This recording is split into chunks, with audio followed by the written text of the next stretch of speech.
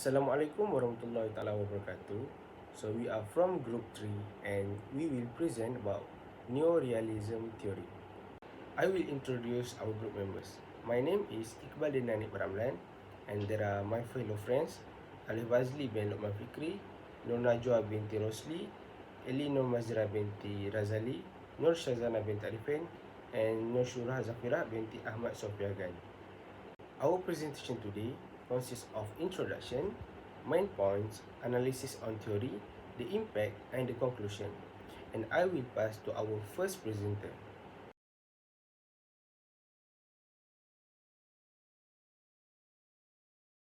What is international relation? International relation is the study of the relations of the state with each other and with international organizations and a certain subnation entities such as bureaucracy, political party, and interest group.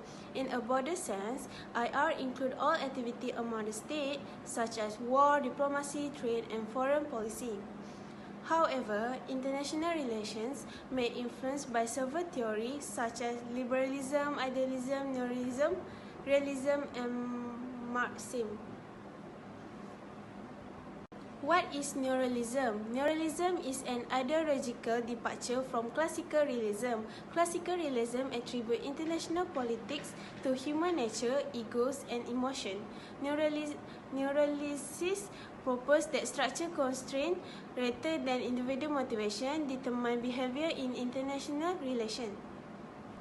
In the early 1980s, Neo-Realism became an influential theory of international relations.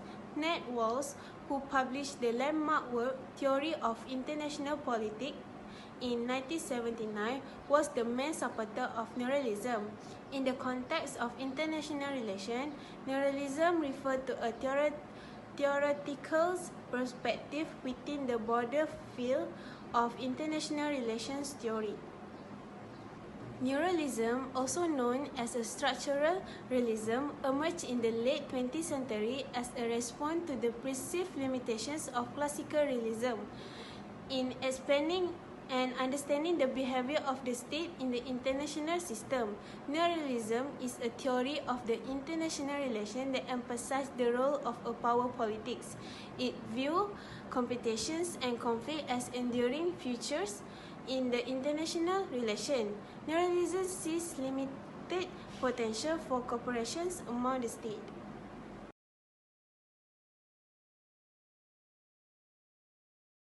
So, there are two types of Neo-Realism. The first one is defensive Neo-Realism. Defensive Neo-Realism advocates for a cautious approach in international relations by prioritizing self-preservation and defensive motive over direct aggression. It advocates for cautious foreign policy, cooperation, and maintaining power balance. Defensive neo-realists focus on defensive forces, diplomatic resolution, and avoiding arms competition to prevent war and maintain stability. So the second one is offensive neorealism. Offensive neorealism suggests that powerful nations seek dominant control and increase their strength in work without a central authority. They are seek opportunities to rebalance power through offensive military build-up. International regulation and institution minimally influence state behavior with collaboration transient and driven by self-interest. According to John Mushumer, a prominent neo-realist, the primary objective is to attain hegemonic status and exert dominance over the global system. So, we move to the characteristic of neo-realism. So, the first characteristic is disorder the world system. Neo-realism is based on the theory that the international system is naturally anarchic, lacking a central controlling authority to regulate relations between nation-states.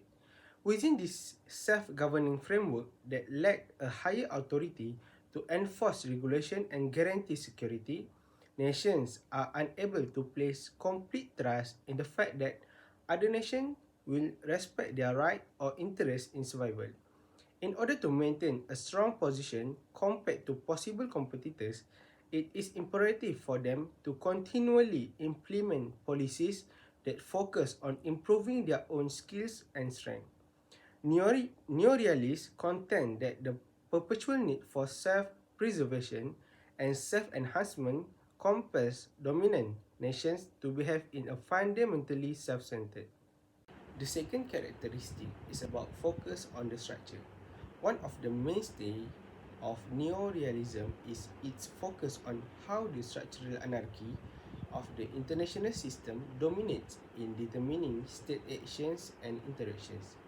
Neo-realists argue that dynamic of the system framework in anarchic world without a central authority on sovereign states necessarily make states always concerned with ensuring their survival through the build-up of power capacities relative to possible dangers. More than basic state incentive, the limitation imposed by functioning in this self-help system are considered to be the main factor influencing security competition, alliance formations, and cycles of war to be and peace among nations. The structural viewpoint emphasizes how, in deciding foreign policy, systemic influences may replace domestic level consideration. So, the third characteristic of neo-realism is predictive power. Neo-realists claim that one of the main advantages of their theory is its capacity to offer prediction about how state would behave by considering the overall limitation and motivations created by the anarchic nature of the international system. Neo-realism focuses on analyzing how rational actors are expected to respond to the fundamental systemic pressure for self-help and power maximization, rather than getting catch up in the specific personalities, ideologies, or domestic politics of each country. Neo-realists believe that their structural theory offers a more strong explanation of global politics by emphasizing universal systemic causes and suppressing other models that contain distinct state variables. The last characteristic of neo-realism is relative gains. The basic basis for neo-realism is that nations are primarily interested in how their own absolute military or economic advances stack up against the capabilities gathered by other states. Even totally cooperative agreements that are advantageous to all parties in absolute terms may be seen as negative via this perspective on relative gains if they unfairly benefit a partner country. Neo-realists contend that since relative power positioning is so important, government must carefully balance the security implication of any cooperative project against the risk of empowering a future adversary. Calculation on cooperation versus conflict so depend on determining if a plan will make a state weaker than others in a self-help system where survival ultimately depends only on relative growth. The idea of relative gains clarifies neo-realism's doubt about the viability of long-term institutionalized collaboration among major powers. Now we move to the importance of neo-realism. Firstly is the emphasized structure. Neo-realism changed the focus in the world relations theory to how the global system works rather than other things like human nature. Neo-realists say that the system structure which has no boss in the main reason why states act the way they do.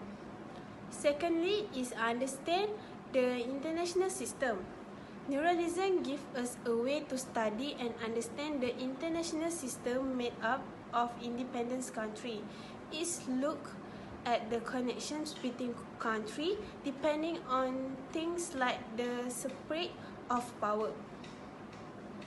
Lastly is analyze state behavior. Neo-realism helps us understand why nations act the same even though they have different things inside them. The idea can be used to see and guess how the state act using building parts rather than belief or types of rules.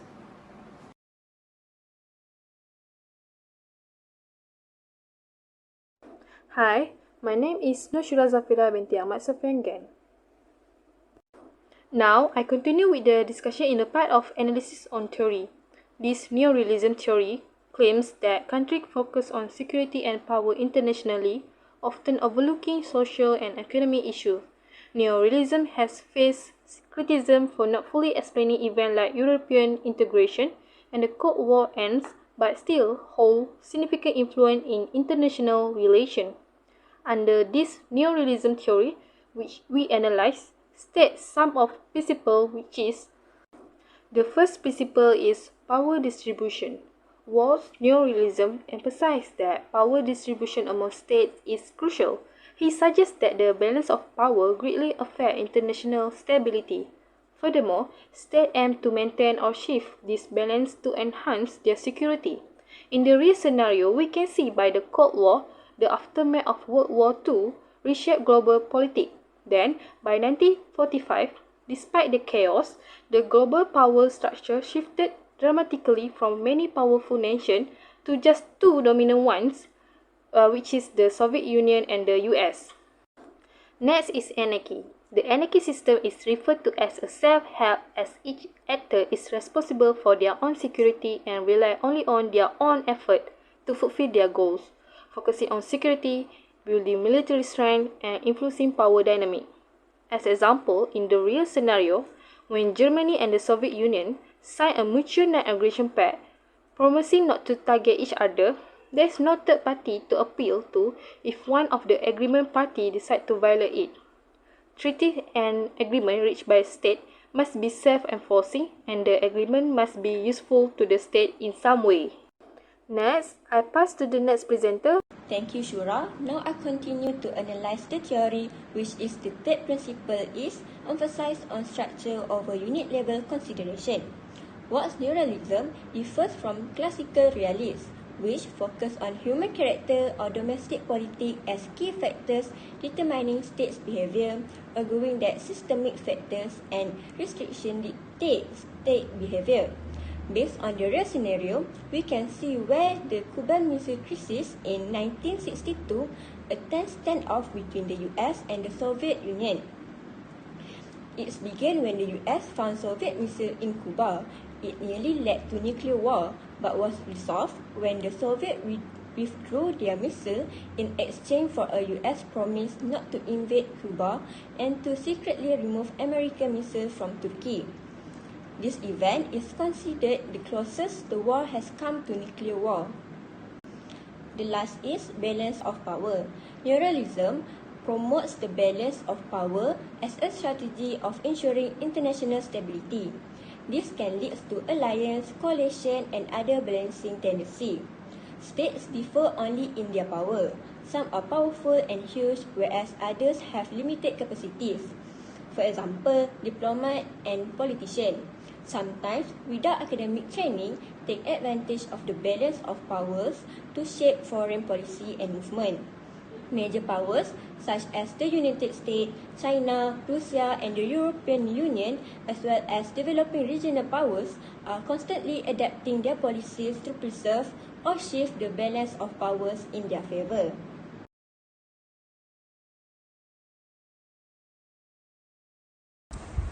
The first impact is analyze the state behavior.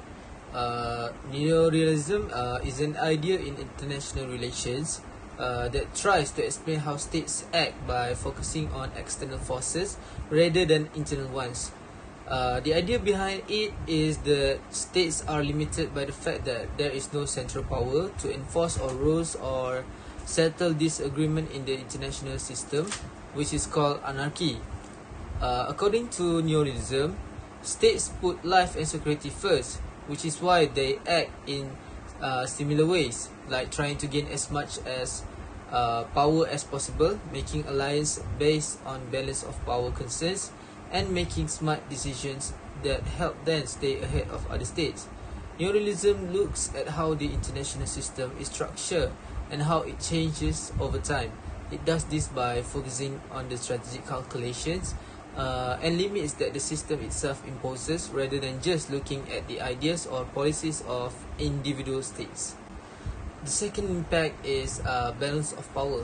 According to Neo-Realism, states are constantly engaged in a strategic calculus aimed at maintaining or altering the distribution of power to ensure their own security and survival. So the balance of power theory suggests that when one state or group of states become too dominant, it creates incentives for other states to form alliance or take actions to counterbalance the perceived threat. This dynamic equilibrium, characterized by shifting alliance and power configurations, serve as a mechanism to prevent any single state or coalition from achieving uncontested supremacy. So neorealists argue that the balance of power concept is central to understanding the behavior of states, as it influences their decisions regarding alliance formation, military capabilities, and diplomatic strategies in a complex and competitive international environment. Third is economic interest matter. Economic power is seen as a vital component of a state's overall strength and ability to pursue its national interests. Neo-realists agree that in order to strengthen their security and power in the international system, states frequently participate in strategic economic activities such as forming trade partnership, facilitating investment flows, and establishing economic alliances. The military capabilities and international power projection of state can be directly influenced by economic interests such as access to resources, markets, and technology. Thus, in neo-realist thinking, military consideration continue to hold great importance, but economic interests are also seen as crucial in comprehending the complex nature of state behavior and interaction of global stage. Lastly, ignore the role of institutions. Neo-realists tend to minimize the significance of international institutions in promoting cooperation between states, expressing doubt about their ability to effectively coordinate or resolve conflict. It is often argued that global organizations are a reflection of power dynamic within the system. However, critics argue that neo-realists fail to recognize the significance of international organizations in reducing conflict and fostering improved cooperation among nations. From a neo-realist perspective, international institutions are frequently considered less important or even insignificant in relation to the core dynamic of power and security that influence state behavior.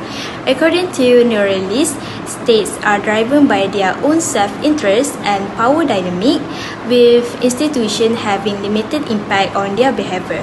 There is a concern about the ability of institutions to enforce rules or ensure compliances, especially when states prioritize their own security and strategic interests above all else.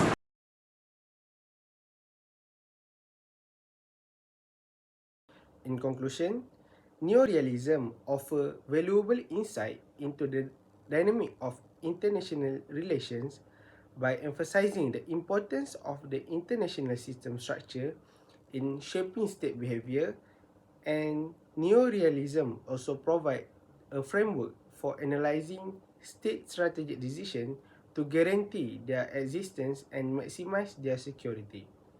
Indeed, neo-realism remains a prominent and influential theory in the field of international relations. By addressing the structural limitation that govern state choices and action, its continued relevance highlighting the importance of systematic factor in understanding and analyzing global politics in an ever-changing and complex world. That's all from me. Thank you.